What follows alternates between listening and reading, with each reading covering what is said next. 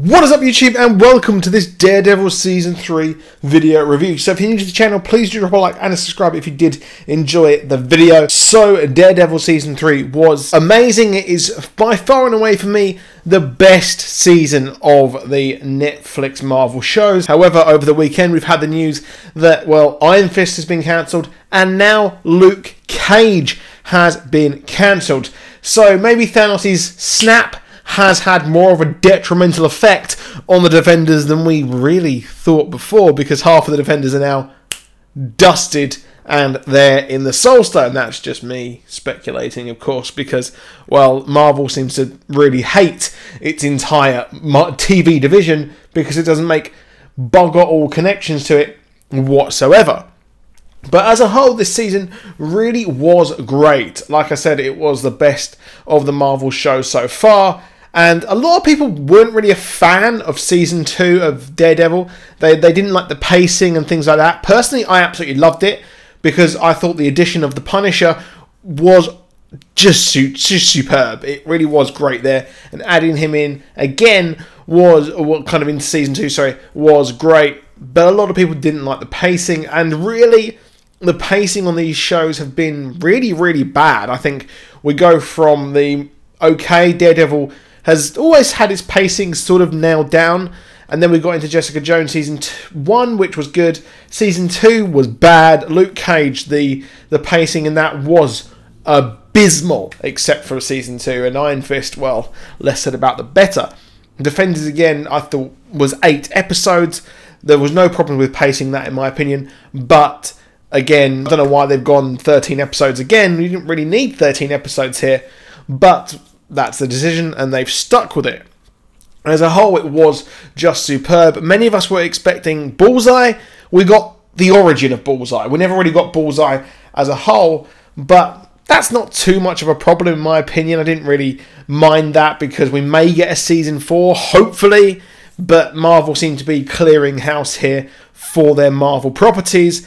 But we're going to be getting, of course, Jessica Jones next season as well. That's been kind of planned for next season, so hopefully that they improve upon the second season for that. But maybe they're making room for the Millerverse, and they bought the Mark Miller World story, which I thought was an interesting choice there, and they seem to be wanting to put together their own sort of ideas, and really they have as much free reign as they have, or they will possibly have, because they own the properties to all the Mark Miller properties there. So I'm not sure what's going on. We've got Disney Play coming out, so might be a reason why they haven't, well, they're clearing house a bit here. And to be honest, the whole episode, or kind of the season, really wraps up very nicely in one neat bundle. Of course, we have a cliffhanger, but that, again, is not much of a cliffhanger. Now, this season does follow Born Again and to some extent Guardian Devil. Born Again was the story where Kingpin decided that's it. He's going to really turn the heat up on Daredevil as he actually discovers the identity of Daredevil from Karen Page. Karen Page is pretty much a down-and-out junkie in Born Again, and we see some sort of semblances of that in her backstory, which was terribly dull. Terribly dull.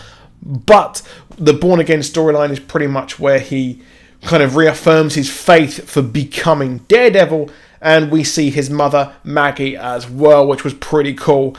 And while we never really got much tenderness moments between those two, I kind of felt that the moments in the church were a bit lacking, and never really found much kind of chemistry between the actress of the mother and the son there. I never really got much from that. It was very much a damp squib in the storyline. But I liked the flashback. The flashback was pretty interesting there, and it's quite cool with the nuns going to the boxing ring, which is a bit different to the comics, where she kind of was pushed towards the church due to her pregnancy and then came back and things like that. So there's a lot of changes here. This is very much different to Born Again. We very much get, it fits the storyline of the Netflix Daredevil show more.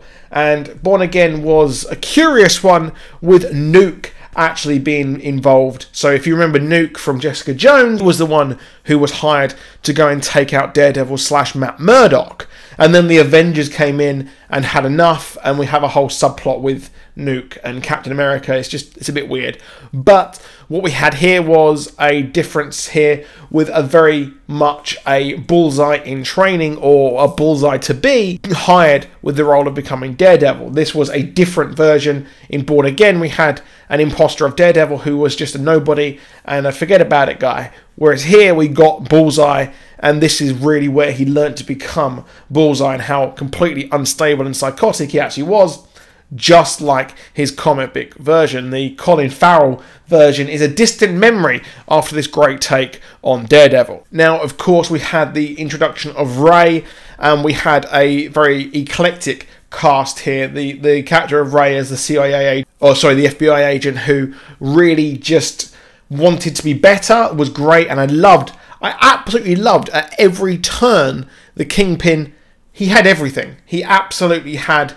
He had every single agent in the FBI, and you just never know when he's going to actually strike next and actually get you, or realise that this was a huge long play from the beginning, and it just goes to show how intelligent he really is. He had Ray from the absolute start. He engineered everything, and he really does show that he's the complete Kingpin, which is his name finally mentioned here. It was his code name used by the FBI agents. So I really enjoyed that. I really enjoyed the white suit as well, and he's very much looking like the comic book counterpart, of course, and the villain of Daredevil and Spider-Man we have known to hate, and in some ways actually love. Now, the origin of Karen Page here, she was pretty much a down-and-out junkie.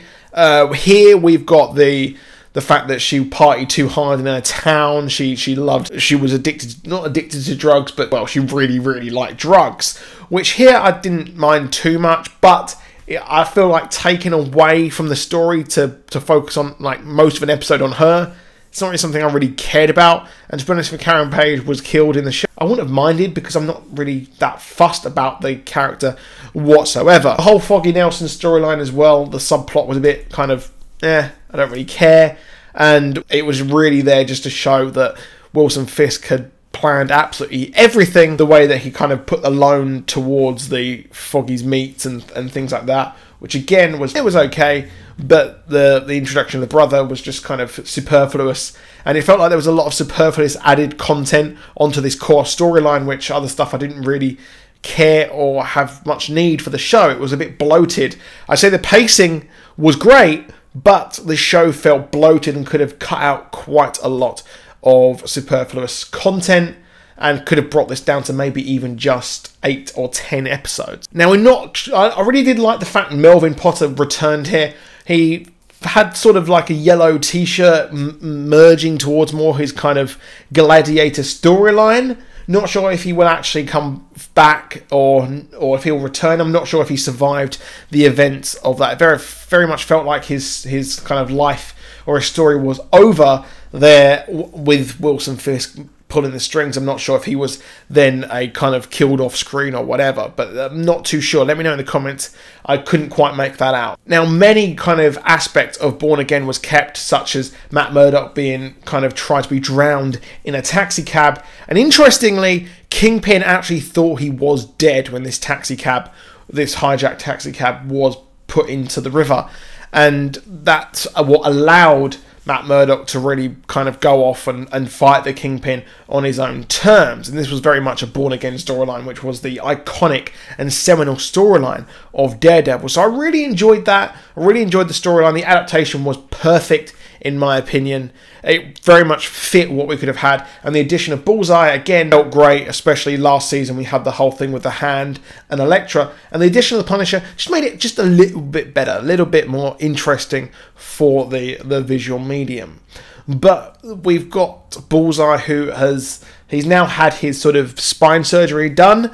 And in the comics, he did have the adamantium fused to his spine, and we have Dr. Oyama, who became Lord Darkwind, who actually operated on Bullseye. And this person, Dr. Oyama, is the person who operated on Bullseye here in the TV show. And we see the little Bullseye thing there. I'm not sure what that was supposed to actually mean, if that was like lights on his eyes, or if it was supposed to actually, like, that's what happened. His eyes turned that way because of the surgery. It just felt a bit weird, but it was very much signaling that this is Bullseye, even though we've had him mention that was his nickname and things like that. Now, of course, where we will go next, not too sure where we could go next with this because everything felt wrapped up, to be honest.